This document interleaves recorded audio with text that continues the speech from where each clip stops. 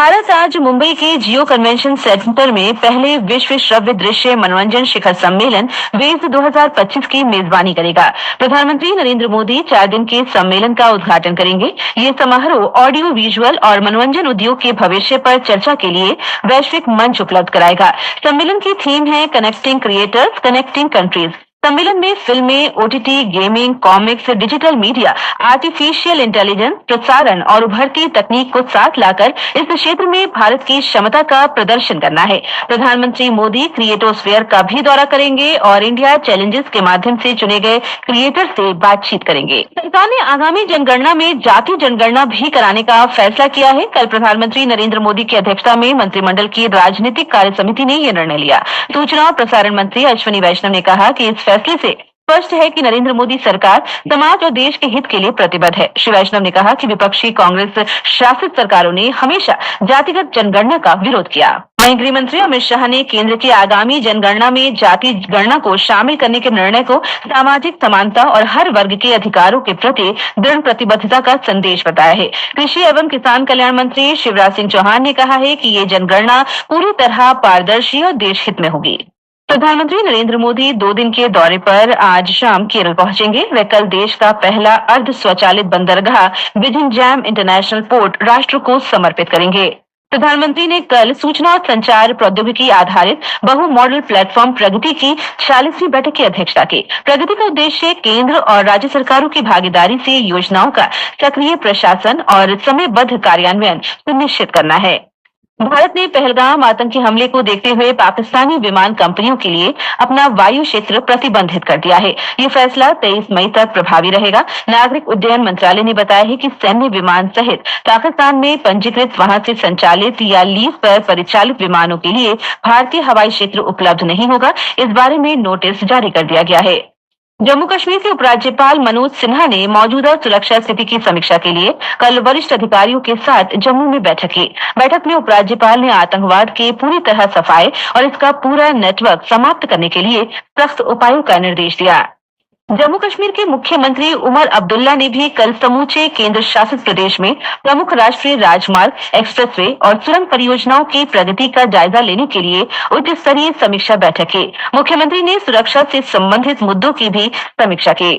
बांग्लादेश में सर्वोच्च न्यायालय ने राजद्रोह मामले में बांग्लादेश सम्मिलित सनातन जागरण जोत के प्रवक्ता और इस्कॉन के पूर्व पुजारी चिन्मय कृष्णदास ब्रह्मचारी को जमानत देने के उच्च न्यायालय के फैसले पर रोक लगा दी है। न्यायमूर्ति मोहम्मद रियाजुल हक ने सरकार की अपील पर सुनवाई के लिए रविवार की तिथि तय की है। इससे पहले कल दोपहर उच्च न्यायालय ने राजद्रोह मामले में चिन्मय दास को जमानत मंजूर की थी। इस आदेश के तुरंत बाद सर्वोच्च न्यायालय की अपील पीठ में याचिका दायर की गई। सुनवाई के दौरान चिन्मय दास के वकील अदालत में उपस्थित नहीं थे। चिन्मय दास को पिछले वर्ष 25 नवंबर को ढाका हवाई अड्डे से गिरफ्तार किया गया था।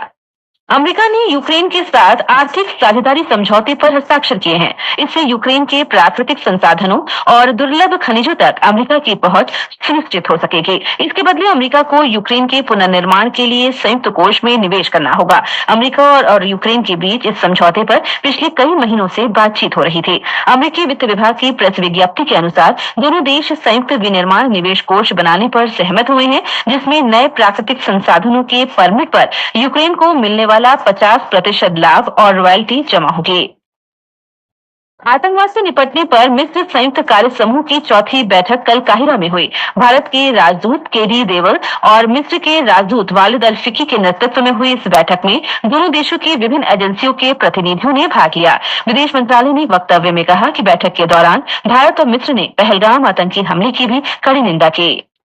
ईरान के विदेश मंत्री सैयद अब्बास अराक्ची ने कहा है कि ओमान की मध्यस्थता में ईरान और अमेरिका के बीच परमाणु वार्ता का चौथा दौर शनिवार को रोम में होगा। उन्होंने कल तेहरान में कैबिनेट बैठक से अलग ये जानकारी दी। संयुक्त राष्ट्र महासचिव एंटोनियो गुतेरेस ने सूडान में हिंसा तत्काल समाप्त करने का आह्वान दोहराया है। उन्होंने अंतर्राष्ट्रीय समुदाय से आग्रह किया है कि वे सूडान में जारी हिंसा समाप्त करने में सहायता करें। अंगोला के राष्ट्रपति Joao Manuel Gonsalves Lourenço Bharat की 4 दिन की राजकीय यात्रा पर आज नई दिल्ली पहुंचेंगे। वे राष्ट्रपति द्रौपदी मुर्मू के साथ विचार विमर्श करेंगे और प्रधानमंत्री नरेंद्र मोदी के साथ प्रतिनिधिमंडल स्तर की वार्ता करेंगे। आज विश्व श्रमिक दिवस है। श्रमिक आंदोलनों और विभिन्न देशों की अर्थव्यवस्था में कामगारों के योगदान को रेखांकित करने के लिए प्रत्येक वर्ष 1 मई को श्रमिक दिवस मनाया जाता है। इसे मई दिवस के रूप में भी जाना जाता है। केंद्रीय गृह मंत्री अमित शाह ने गुजरात दिवस पर राज्य के लोगों को बधाई दी है। महाराष्ट्र आज अपना स्थापना दिवस मना रहा है। मुख्यमंत्री देवेंद्र फडणवीस ने आज महाराष्ट्र दिवस और कामगार दिवस पर राज्य के लोगों को बधाई दी। मुख्यमंत्री ने कहा है कि महाराष्ट्र देश के विकास में महत्वपूर्ण भूमिका निभा रहा है। उन्होंने कहा कि आने वाले दिनों में महाराष्ट्र न केवल देश का बल्कि पूरी दुनिया का एक विकसित राज्य होगा। गुजरात भी आज अपना स्थापना दिवस मना रहा है। गुजरात बॉम्बे राज्य से भाषा के आधार पर अलग होने के बाद 1 मई 1960 को अस्तित्व में आया था। मध्य प्रदेश में सरकार ने पराली जलाने पर प्रतिबंध लगा दिया है। हमारे संवाददाता ने बताया है कि फसल कटने के बाद खेतों में पराली जलाने में वृद्धि को देखते हुए ये निर्णय लिया गया। आईपीएल T20 क्रिकेट में कल रात चेन्नई में पंजाब किंग्स ने चेन्नई सुपर किंग्स को 4 विकेट से हरा दिया। चेन्नई सुपर किंग्स की टीम पहले बल्लेबाजी करते हुए 19 ओवर और 2 गेंदों में 190 रन पर सिमट गई। पंजाब किंग्स ने 2 गेंद शेष रहते जीत का लक्ष्य हासिल कर लिया। प्रतियोगिता में आज जयपुर में मुंबई इंडियंस का मुकाबला राजस्थान रॉयल्स से होगा। ये मैच शाम 7:30 बजे से खेला जाएगा। मौसम विभाग ने आज जम्मू और पश्चिमी राजस्थान के कुछ हिस्सों में तेज गर्म हवाएं चलने का अनुमान व्यक्त किया है। दिल्ली, झारखंड, उत्तराखंड, पंजाब, पश्चिमी राजस्थान, पूर्वी मध्य प्रदेश, हरियाणा, चंडीगढ़ और उत्तरी कर्नाटक में अगले 2 दिन तक गरज के साथ आंधी और बारिश की संभावना व्यक्त की गई है। केंद्र सरकार द्वारा जनगणना में जातीय गणना कराने का फैसला आज सभी अखबारों की सुर्खी बनी है। दैनिक जागरण लिखता है, केंद्र सरकार का बड़ा फैसला, आजादी के बाद पहली बार होगी जातिवार गणना।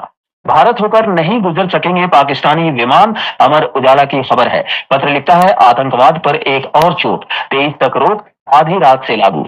अक्षय तृतीया के दिन 2000 टूटा सोना, चांदी 3200 रुपए सस्ती, पर रुपए ने दिखाया दम। राजस्थान पत्रिका की सुर्खी है, मानसून का पूर्वानुमान कृषि क्षेत्र के लिए अच्छा, इंडिया रेटिंग्स को खपत को बढ़ावा मिलने की उम्मीद। राष्ट्रीय सहारा की खबर है, राजधानी में 6 मई तक आंधी और बारिश के आसार, दिल्ली वासियों को गर्मी से राहत की उम्मीद।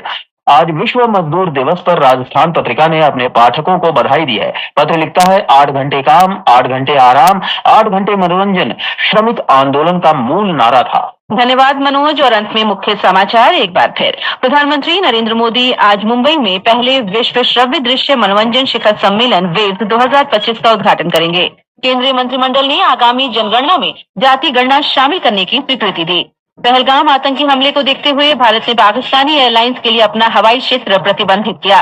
बांग्लादेश के सर्वोच्च न्यायालय ने इस्कॉन के पूर्व संत चिन्मय कृष्णदास को जमानत देने के उच्च न्यायालय के आदेश पर रोक लगाई। और अमेरिका और यूक्रेन ने गहन चर्चा के बाद खनिज समझौते पर हस्ताक्षर किए। इसके साथ ही समाचार प्रभात का ये अंक